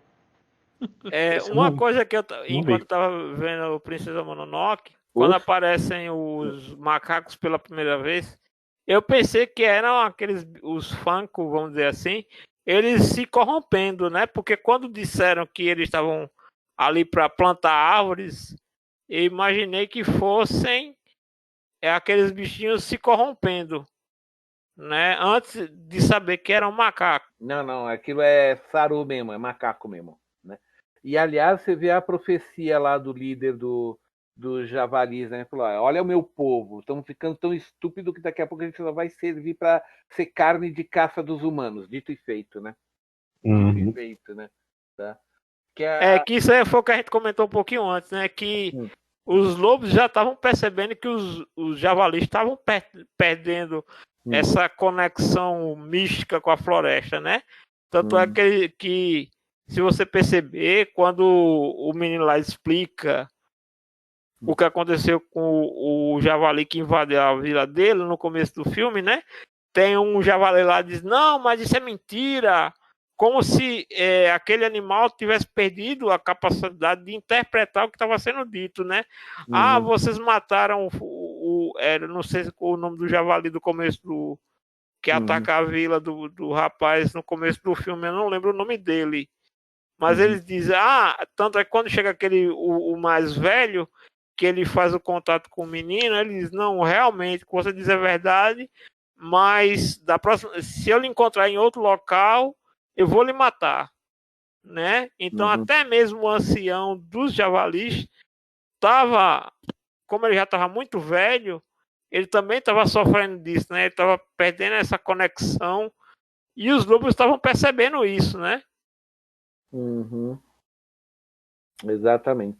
E no nosso último bloco aí, fiquem abertos aí para todo mundo o que é que achou do filme, quando assistiu pela primeira vez, rapidamente, claro, né? Que a gente já passou de 1 hora e meia de gravação. Eu gostei, apesar da dublagem ser um pouco truncada.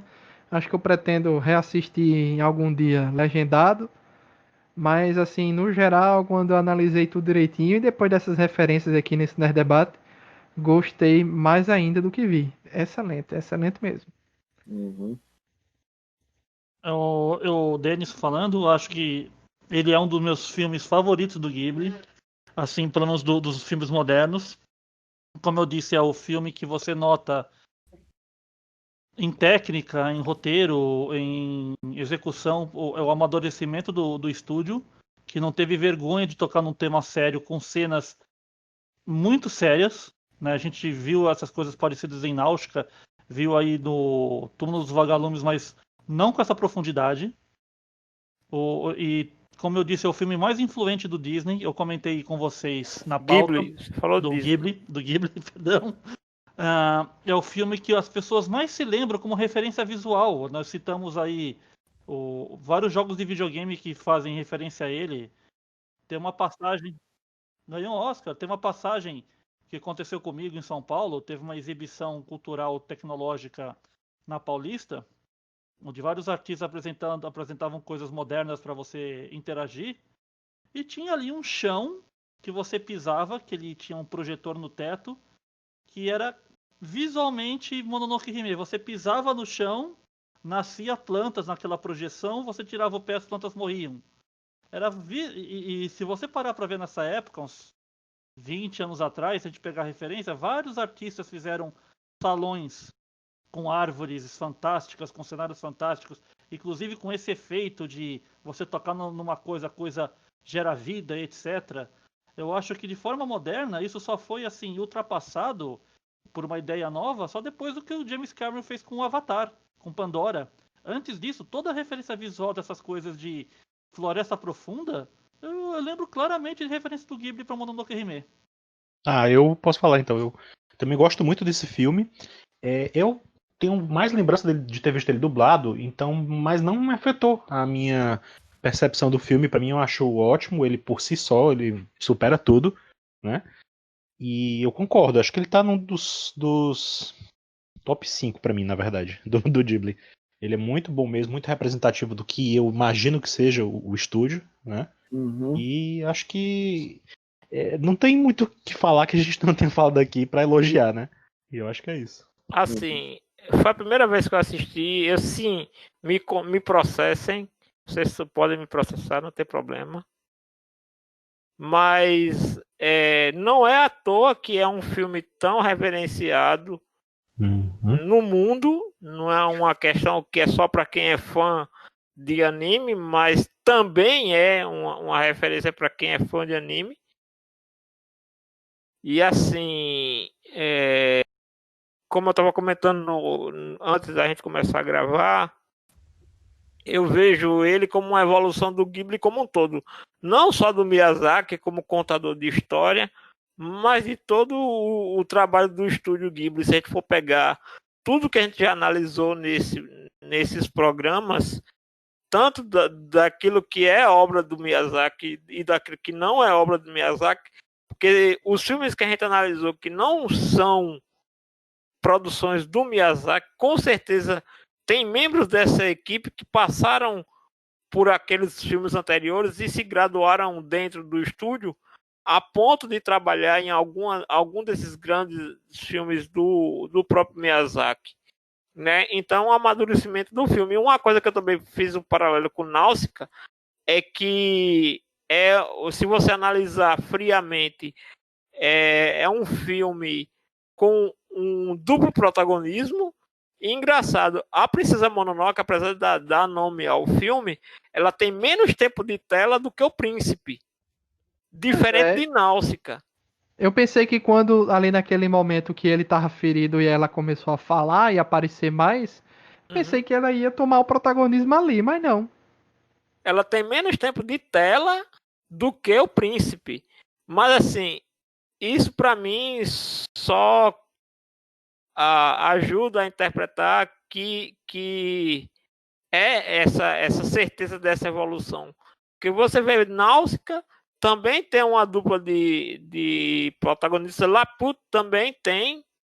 O Castelo no Céu também tem 2 protagonistas que ficam dividindo esse protagonismo. E assim, você vê que você não consegue imaginar a história sem os dois estarem juntos. Com certeza. Muito bem apontado.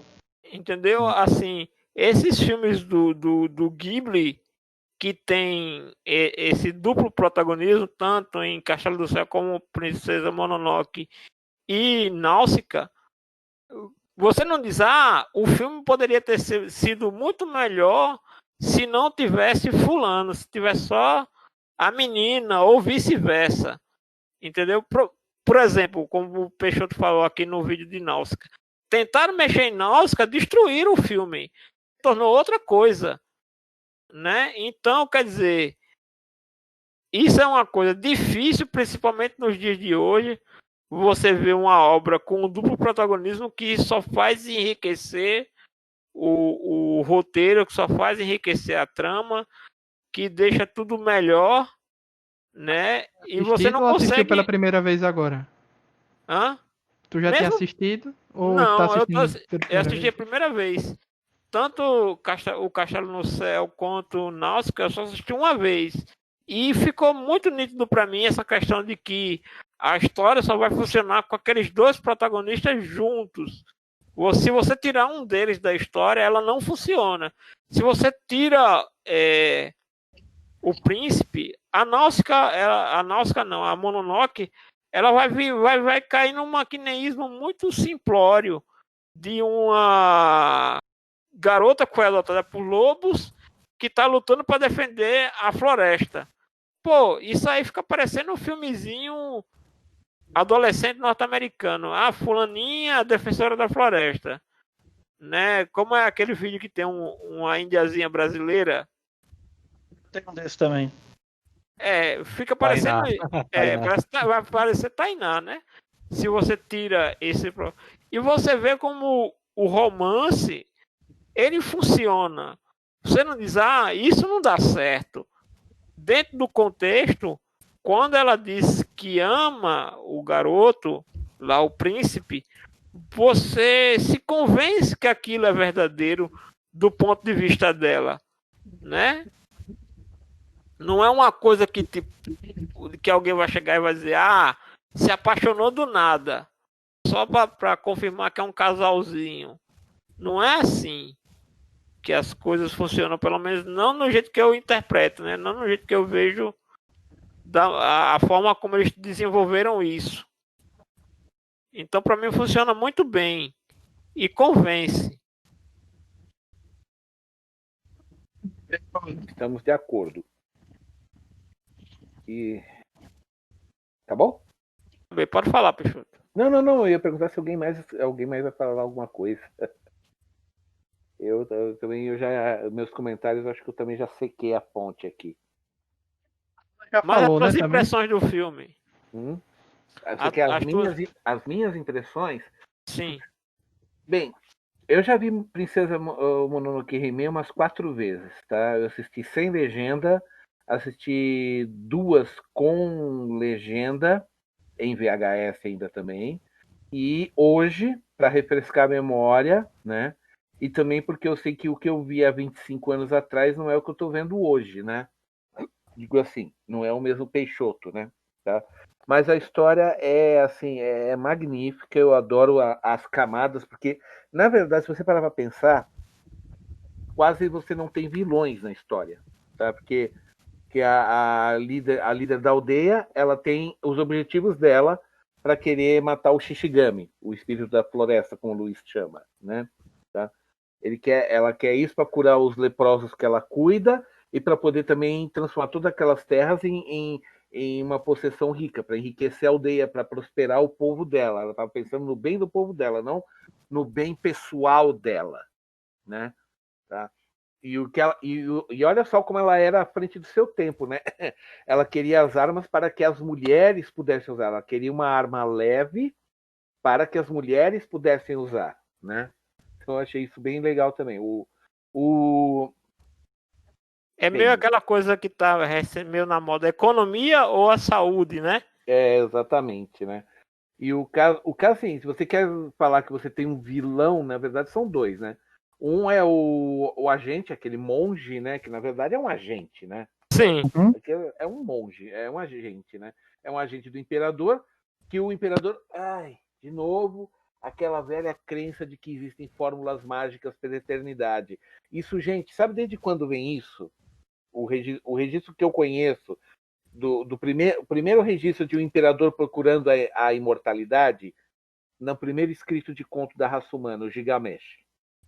Já o Gilgamesh, quando o amigo dele, que era um outro guerreiro, morreu, ele fica obcecado em conseguir a vida eterna e não consegue. Outra pessoa historicamente registrada, isso é claro, é um conto, porque ninguém sabe se o Gilgamesh existiu de verdade. Tá? Sim. E isso nós estamos falando de 2.000, 3.000, 4.000 anos atrás, porque o texto do Gilgamesh... 4.000 antes de Cristo, Peixoto. Gilgamesh é 4.000 antes de Cristo, então é o Sim, texto tem mais... contos deles que foram usados na Bíblia.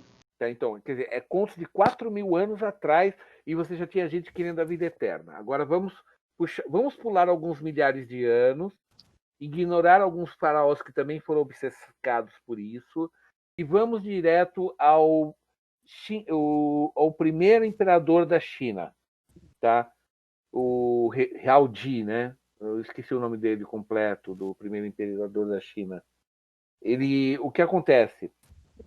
Quando ele unificou toda a China, que ele derrotou os outros 5 reinos, e como ele disse, agora ele reinava sobre tudo abaixo do céu, e ele começou a se achar um deus, ele começou a partir, rodando o Japão para a China, procurando uma fórmula da vida eterna. Ele perguntou isso para monges, perguntou isso para alquimistas, ele começou a tomar poções. Aliás, ele morreu com 48 anos de idade, envenenado de mercúrio, porque havia uma crença naquela época que o mercúrio era um dos produtos que poderiam ser usados numa fórmula de vida eterna. Ele tomou um monte de poções, Ele literalmente se intoxicou de mercúrio até morrer, tá? Morreu com 48 anos de idade, tá? Ele unificou a China aos 38, reinou por 10 anos e aí morreu envenenado de Mercúrio. E outro, aí você fala, mas como é que você pode garantir isso? Daí é 300 antes de Cristo, como você pode ter tanta certeza? Os documentos registrados que ele fala dos sintomas que ele estava sentindo de dor de cabeça, luzes coloridas nos olhos, sinos tocando dentro da cabeça, isso é tudo sinal de envenenamento de mercúrio, tá?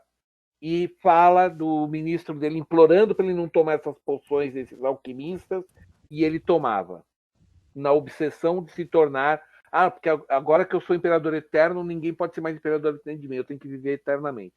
Morreu mais cedo. Quando você me surpreende nas referências. Oi? De vez em quando você me surpreende nas referências históricas que você saca aí do nada. Tudo bem, já não sei. Desculpa, Luiz. Luiz, desculpa, Luiz. Eu guardo essas referências e não guardo o nome dos amigos. Você vê que há compensações, né? Mas, por exemplo, quando você falou aí do Gilgamesh, tem 2 pontos curiosos. Gilgamesh, ele aparece como um dos protagonistas da mais recente série da franquia Fate, né, que é a do Reino da Babilônia. E como o Denison fala que teve coisas, faz-se uma referência a Noé com o Gilgamesh, né? No Velho Testamento. Diretamente. Sim. Sobre até mesmo o pássaro que foi jogado para ver se encontrava terra firme, ele volta com um ramo de árvore ali. Tudo isso já foi escrito muito, muito tempo antes. Sim. Depois tem Hitler atrás de como fórmula mágica e mais recentemente Bolsonaro e a cloroquina, né? Atrás da fórmula mágica aí de... Todo mundo quer acreditar numa poção mágica que vai resolver todos os seus problemas, né? Tá? Só um instantinho aqui que eu estava tentando carregar aqui, ó. O nosso querido imperador da China, né? Só um instantinho que não sei por que pulou a página aqui, ó. Qin Shi Huang, né? Que depois se tornou Qin Shi Huangdi, né? Que se tornou o primeiro imperador da China. Ele morreu em 221 a.C., aos 48 anos de idade, 49 na verdade, né? Por envenenamento de mercúrio, tá? Você procura na Wikipédia Qin Shi Huang, você vai achar todo o histórico dele. O cara fez muita coisa barbária, mas não só ele, vários outros, até reis europeus ficaram chamando alquimistas, tá? Tinha na Idade Média, como é que era aquele lá? Que era procurada para fazer isso. Não, tinha um cara, Cagliostro, que era conhecido como um mago na França. Dizem que até hoje que ele não morreu, porque ele desapareceu sem deixar vestígios, então eu acredito que ele só mudou de identidade porque ele teria descoberto a fórmula da imortalidade. Até hoje ficam pesquisando os livros de alquimia dele para ver se encontram pistas da fórmula da imortalidade. Tem gente que acredita nisso até hoje, tá? E se ele tivesse encontrado, vamos supor, ele ia deixar dando sopa por aí? Ninguém em bom senso ia deixar isso dando sopa, tá?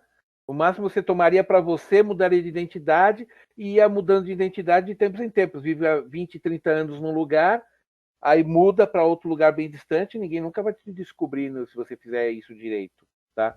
Tem um conto do Sandman, uma das primeiras histórias do Sandman, que é um cara que ele ganha a imortalidade lá por um capricho da morte, a irmã do sonho, e ele se encontra a cada 100 anos com o sonho para discutir o que ele tinha feito naqueles 100 anos. Só isso. Eu esqueci o nome da história, mas é uma das minhas favoritas, e ele vive até hoje, tanto que inclusive ele aparece em outras histórias do Sandman. Aí ele vai numa feira medieval e está falando, não era desse jeito, era tudo largado, era tudo fedido, não tinha peixe fresco. Ele fica metendo pau numa feira medieval dos nossos tempos. Não tinha nada a ver, não era desse jeito. E a mulher, como é que você sabe? Aí ele se cala porque ele percebe que falou demais. Entendeu? Filosófico esse debate, né? Exato. Não, mas tem esse negócio mesmo. O que o imperador da China queria, simplesmente. Desculpa, o imperador do Japão queria, tá? Era simplesmente a cabeça do Shishigami para fazer uma poção de vida eterna. Coitado. Ia se decepcionar tanto. Ela já falou também, né? Uhum, tá. Desculpe se eu estendi muito a Sim. minha parte, viu, Luiz? Perdoa aí se eu estendi muito a minha parte, viu? Então é isso. Agradecer aí a presença dos amigos e a todo mundo que ouviu até o final. Na próxima aí voltamos no 12º episódio do especial Nerd Debate Estúdio Ghibli. Eu acho que a gente já passa da metade, né? 12º? Vamos na metade já. Na metade, né? Então Certo. tá Então, bom, a gente... então tá bom. Estamos indo bem, estamos indo bem. Pois é, só eu que tô meio devagar na edição aí, né? Mas. E vamos daqui pra embora. cima, só a qualidade que sobe. Não, Agora, daqui pra aqui cima agora só tem uma coisa boa. ascensão linda. Ah, Mais só populares estão vindo a partir de agora, né? O que o Bom. povo mais conhece. Então, Quer queira, começa quer não. agora, né? Começa agora com o Mononoke Hime por causa da sua super influência que gerou. E daqui só colina acima. Uhum. Muito bem, muito bem. Então, obrigado a todo mundo que ouviu, todo mundo que participou aqui e até a próxima, pessoal. Valeu! Tchau, tchau! Tchau, tchau. Tchau. Até a próxima.